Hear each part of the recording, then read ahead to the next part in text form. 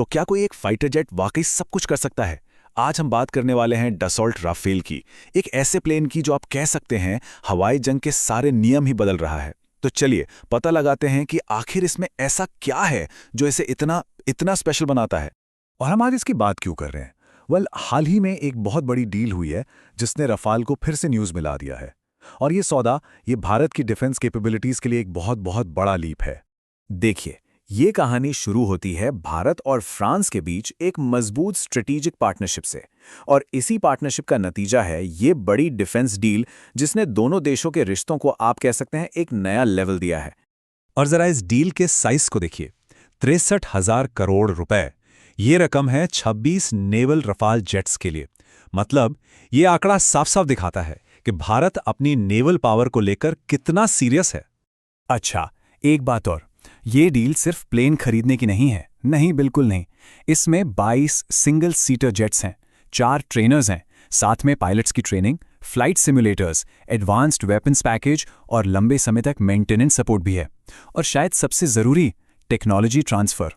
ये भारत की अपनी डिफेंस इंडस्ट्री के लिए एक बहुत बड़ा गेम चेंजर है। तो सवाल ये उठता है कि इस जेट में ऐसा क्या है भाई जो इतना बड़ा इन्वेस्टमेंट जस्टिफाई करता है? जवाब सिर्फ एक शब्द में है, ओमनी रोल। लेकिन ये ओमनी रोल क्या है भला? इसका असल मतलब क्या है? और ये इसे दूसरे फाइटर जेट से अलग कैसे बनाता है? चलिए समझते हैं। इसे ऐसे समझिए, एक मल्टी रोल फाइटर अलग अलग मिशन कर सकता है, लेकिन एक ओमनी रोल फाइटर एक ही मिशन में एक ही उड़ान के दौरान कई रोल निभा सकता है। मतलब एक राफाल हवा में दुश्मन के जेट्स से लड़ सकता है और पलक झपकते ही अपना रोल बदलकर जमीनी टारगेट पर हमला भी कर सकता है। और ये सब कुछ एक ही सोटी में। ये जो फ्लेक्सिबिलिटी है ना, ये कमाल की। और ये बात तो और भी कमाल की है। इस एक जेट को, सिर्फ एक को, 7 अलग अलग तरह के कॉम्बैट एयरक्राफ्ट्स को रिप्लेस करने के लिए बनाया गया था। 7। इससे ही आप इसकी वर्सेटैलिटी का अंदाजा लगा सकते हैं। ये सच में किसी भी एयरफोर्स के लिए एक जबरदस्त फोर्स मल्टीप्लायर है। तो चलिए अब थोड़ा और डीप डाइव करते हैं और उस टेक्नोलॉजी को देखते हैं जो राफाल को राफाल बनाती है। देखिए, राफाल में एडवांस्ड सिस्टम्स की भरमार है। इसका AESR रडार है, स्पेक्ट्रा इलेक्ट्रॉनिक वॉरफेयर सिस्टम है, FSO है। लेकिन असली जादू इन अलग अलग सिस्टम्स में नहीं है। असली कमाल तो इस बात में है कि राफाल इन सारे सिस्टम्स से मिले डेटा को एक साथ फ्यूज कैसे करता है। इसी को कहते हैं मल्टी सेंसर डेटा फ्यूजन। ये करता क्या है? ये रडार, ऑप्टिक्स, इलेक्ट्रॉनिक सिस्टम्स सबसे जानकारी लेता है और एक पावरफुल कंप्यूटर इन सब को मिलाकर पायलट के सामने एक सिंगल, बिल्कुल साफ तस्वीर पेश करता है। तो पायलट को हजारों अलग अलग डेटा पॉइंट्स नहीं देखने पड़ते, उसे एक क्लियर टैक्टिकल व्यू मिलता है। और इसी वजह से वो बहुत तेजी से सही फैसले ले पाता है। और जंग में यही तेजी जीत और हार का फर्क तय करती है। एक और बहुत इंटरेस्टिंग बात, राफाल कोई ऐसी चीज नहीं है जिसे एक बार बना दिया और बस हो गया। नहीं, इसे एक इवॉल्विंग प्लेटफॉर्म की तरह सोचिए, बिल्कुल आपके स्मार्टफोन की तरह।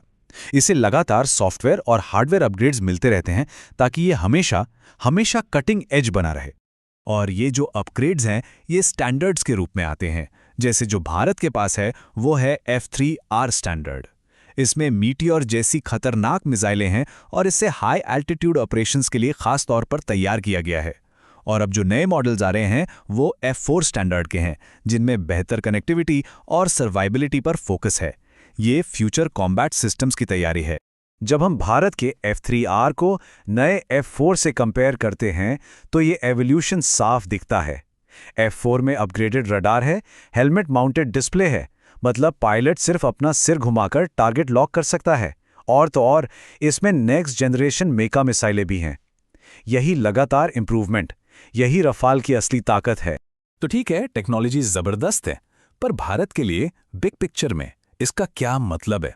चलिए इसके स्ट्रेटेजिक इम्पैक्ट पर नजर डालते हैं। ये देखिए भारत की राफाल जॉनी। 2016 में एयरफोर्स के लिए 36 जेट्स की डील हुई। 2020 में पहले जेट्स आ गए और अब 2025 में नेवी के लिए 26 राफाल मरीन जेट्स की डील हुई है। अंदाजा है कि 2030 तक भारत के पास दोनों फोर्सेस को मिलाकर 62 राफाल जेट्स का एक ताकतवर बेड़ा होगा। तो ये भारत के लिए इतना जरूरी क्यों है?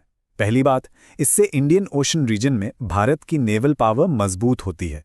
दूसरी, ये एक कॉम्बैट प्रूवन एयरक्राफ्ट है जो एयर डोमिनेंस को बढ़ाता है। तीसरी बात, टेक्नोलॉजी ट्रांसफर से देश की अपनी डिफेंस इंडस्ट्री को बूस्ट मिलता है।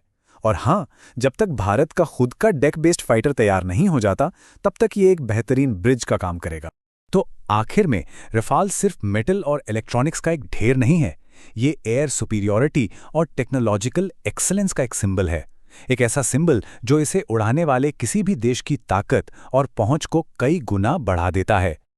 और जैसे जैसे राफेल खुद इवॉल्व हो रहा है, ये एक बड़ा सवाल भी खड़ा करता है कि हवाई जंग का भविष्य कैसा होगा, अगला ओमनीरोल इवोल्यूशन कैसा दिखेगा, क्या उसमें एआई होगा, क्या वो ड्रोन स्वॉर्म्स को कंट्रोल करेगा, भविष्य क्या लेकर आता है, ये देखना काफ़ी दिलचस्प होगा।